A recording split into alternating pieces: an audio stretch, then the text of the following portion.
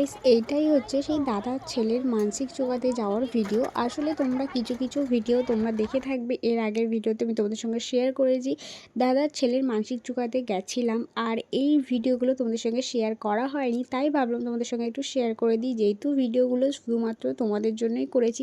কারণ ওখানে আশেপাশের লোকেশনটা দেখো তোমরা। আমরা এখন এই যে নেমে গেছি রায়দিঘি কি দক্ষিণেশ্বর মন্দির ওপারে আছে মন্দিরটা। আমরা একটু এখানে সবাই গাড়ি খালি হচ্ছে, মানে গাড়ি থেকে নেমে এই যে সবাই এখন আমরা নেমে গেছি। চলো এখন যাওয়া যাবে, মানে যাবো এখন মন্দিরে। চলো যাই।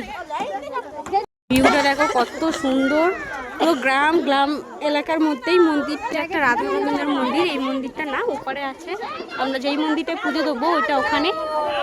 তো চলো এখন যাওয়া যাক। আর আমরা চলে এসেছি এই যে দক্ষিণেশ্বরের মন্দিরে, মানে বাবা দক্ষিণেশ্বরের ঠাকুর। এখানে এই মন্দিরটাই মানসিক চোকানো হবে।